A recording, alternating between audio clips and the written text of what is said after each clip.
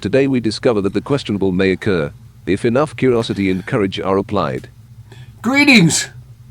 I'm Rodger Newbold, the host for today's presentation of the Experience Photography's video podcast, episode number 63.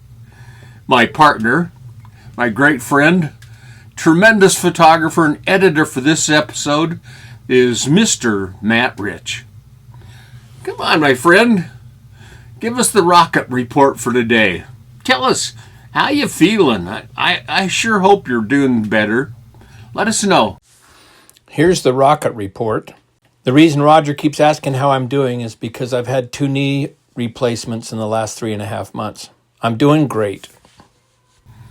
In this new year, we hope you still find as much joy and excitement in making photographs as we do. This has become our self-assignment to enlighten, to encourage all of our friends in rousing the delight of the art of photography. You know, as we have expressed many times, making pictures can be basically pleasurable, relatively illuminating, and provide a great sense of accomplishment. The deeper one explores this intriguing medium, we find the range may also expand into very, very personal thoughts and outcomes. In the past, we have witnessed some of those who have taken their camera work clear to a point of personal therapy for remodeling their entire soul. Heaven knows, life is full of change, or perhaps the more correct word would be entropy. Entropy can refer to life's great randomness, the uncertainty, the disorder. I think photographers should be really good at this game. We're always trying to find and unscramble a tangled composition, rummaging within the basket of shutter speeds and f-stops available, and, zooming through a whole lens full of varying focal lengths. We are rather adept at connecting the dots. It has been stated that if you don't drown by just falling in water, you only drown if you stay there. So why not use the medium to effect an intimate cure? Respectfully today, we examine an artist who has used photography much to her advantage in unearthing, recording, and expanding her understanding of life. I have had several suggestions to feature the work of Joyce Tenneson. I have been a long time impressed with her work, but she holds much of her life very close to the vest, and many of the aspects that are either inspired or transformations in her work have been kind of difficult to mine out. So, for some assistance, I spent some time with one of her former students for some greater insights. Mr. Dennis Meekum provided me important information, personal background knowledge that I could not collect otherwise. Thanks, Dennis. Dennis acquired a workshop space from Joyce in the mid-1990s, which required a very stringent entry requirements, and it was very selective. They were really nitpicky, selective about who could attend and who couldn't. And I thank Dennis for his discussions and his insights that he's added into today's presentation. Well, Joyce Tenneson, she was born in 1945, grew up in what she referred to as a repressed family in Massachusetts, where her and her two sisters and her parents all lived on the grounds of a convent. They were schooled by and the family worked for the sisters of the order. Therefore, they were highly involved with holiday pageants and all of the daily processions of the stringent religious surroundings. As Joyce states, it was a mysterious environment, something out of Fellini. It's filled with symbolism and ritual beauty, but also disturbing in a kind of a surreal imagery. You know, prior to her junior year of high school, there was a contest held for one person to get a full ride scholarship for 1 year of schooling in Paris, France. Joyce desperately wanted to go see how the Europeans lived and to get out of this suppressive household. And she sought for, basic liberation. Well, she discussed the possibilities with her mother, who promptly refused to sign the permission slip. Joyce spitefully I love this. She forged her mother's signature and then much later found out she had indeed won a year in Paris. Bon voyage, Joyce. Returning to the USA a year later, she continued with her schooling and she earned a BA from Regis College and later an MFA from George Washington University. She became a noted professor in the art department and began publishing her work totally as expected. Well, she got married. She had a son. And all of this just sounds astoundingly normal. But Tennyson's published work began with a limited edition book. It was called Insights, Self-Portraits by Women in 1978, and was followed by Joyce Tenneson Photographs in 1984. Now, these images engaged with ideas of femininity, identity, and spirituality. She was really seeking to find something. She was delving deep into her life to find an answer. Upon moving to New York in her 30s, she was met with a series of struggles. Her own identity. She was just having difficulty, and it launched an entire new world for her. Now, this involves far too much to tell and describe here in our limited forum today, but I would strongly suggest finding access to this hour-long PBS video to discover the big hurt secret of Joyce Tenneson. Yeah, we're going to put this on the screen. If you can get this URL, copy the video, and go find it on PBS. It is amazing. Now, in assembling all of this information, I felt a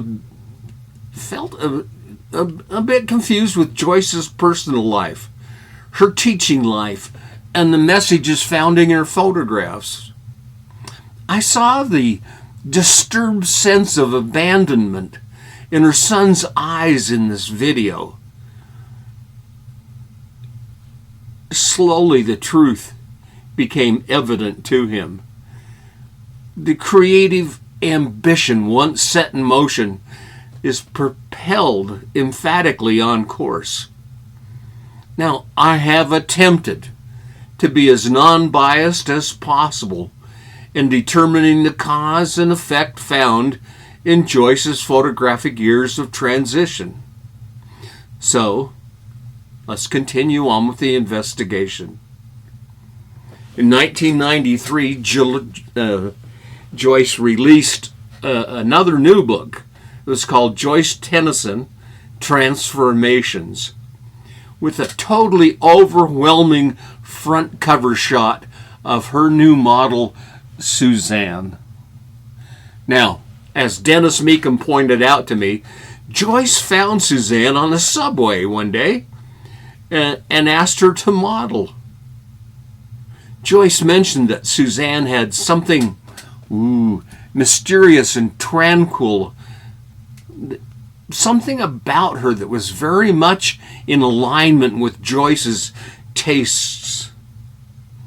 Dennis also noted that Joyce preferred models who had a close vibe and a personal match with Joyce herself, and that she liked models who brought their own energy and personalities to the shoot, as did Suzanne when she mentioned during a shoot performance that she could perform an extraordinary arm fold shown in this picture. Man, you got to have octopus arms or something. But she showed Joyce bazanga. She's got the picture. As I view the photograph of Suzanne, it brings three miracles together in one image. First, her joint ability. How do you fold? I don't know. Second, she had this great, pale, translucent skin type. Third, the fact that Joyce was using Polaroid film materials, they had the lowest contrast and the most extended dynamic range available of all films. Everything here combined to create one of the most absolutely heavenly, phosphorescent, spiritual photographs ever made. I absolutely, totally love it. It truly seems to have one foot on earth and one in the superior spiritual Netherlands. I don't know. It's fantastic. As Dennis and I discussed this, its haunting pose of Suzanne, she's looking directly at the viewer. This, therefore, dismissed her as a voyeuristic sexual charm and seemingly invites a natural discourse between collaborators. All of Joyce's childhood proclivities seem to have been stirred into this photograph along with them in the previous mentioned book. Her fears, her hopes, her theories all collided at the right moment and thrust her into really explosive fame. Now, in Joyce's next book, Illuminations, it carried the same basic theme, but expanded her use of Polaroid materials. She was using Polaroid's special 20 by 24 inch view camera. You imagine that? A 2-foot tall camera? Ha!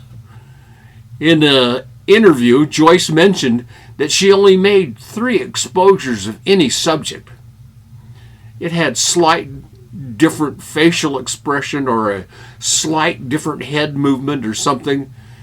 But at the time, even in the 1990s, it was $75 every time you tripped the shutter. So her work was very much about predetermined quality rather than any kind of quantity. As we see in every creative life cycle, things superficially come and they go. And they do it with great regularity. Ooh, that dang entropy, get us again. First of all, Polaroid went out of business. her material supply became acutely scarce and, therefore, prohibitively expensive. Other films could not even begin to replicate the delicate look that she had built. Then digital burst onto the scene. New skills, new tonalities, they all became available. Repetitious interests slowly faded. They changed a bit and then reappeared in a more subtle way. Canon Camera Company made her one of their Explorers of Light ambassadors, and Joyce, her work, her style, her expertise, all changed remarkably.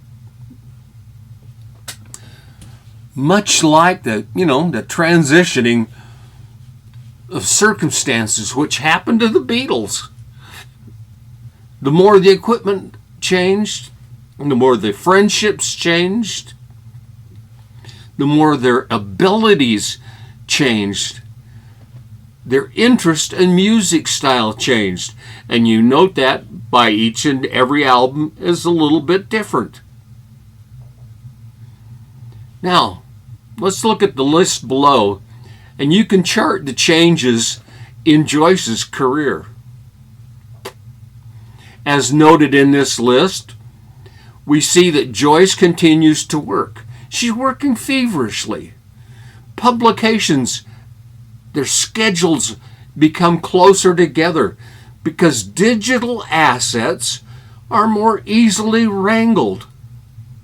Her work takes on a tonality of evenness, which is more easily defined and manufactured in the digital realm.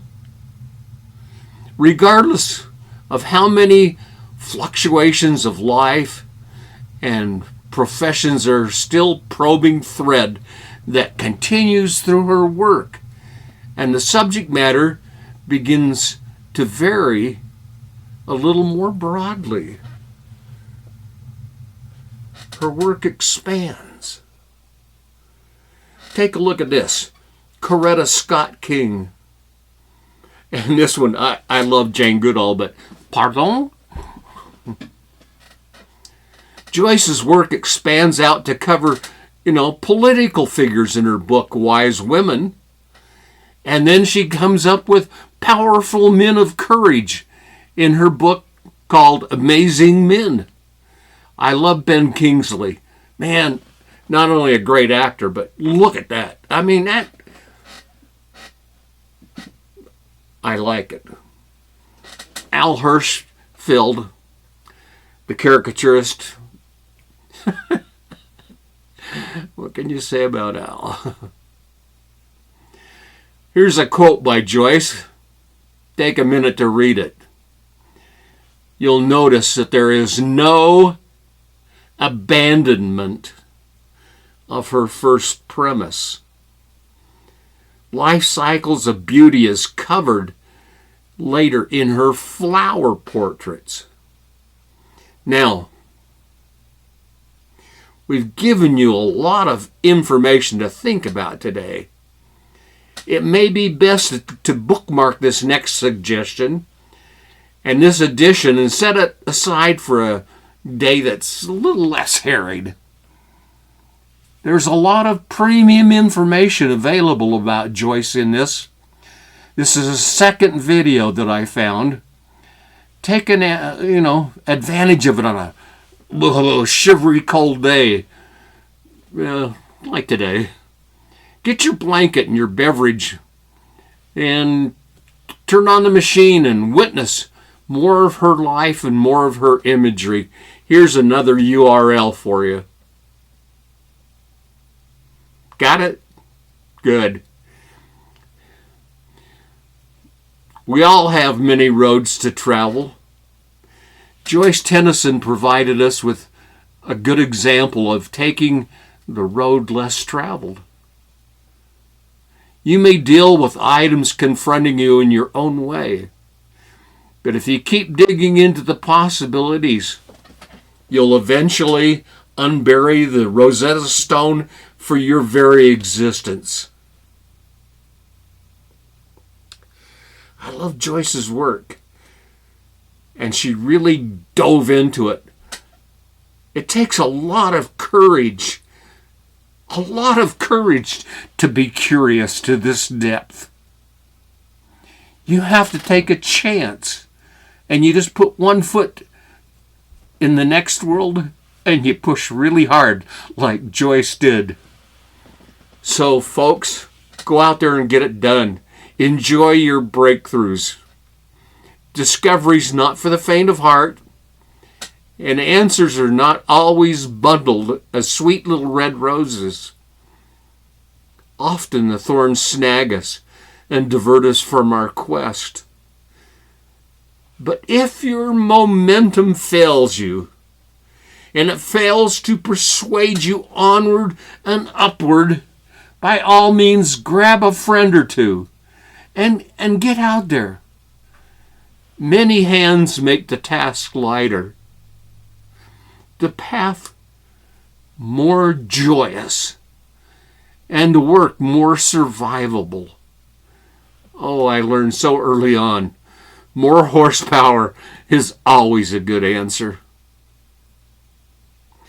Friends, our time has elapsed today.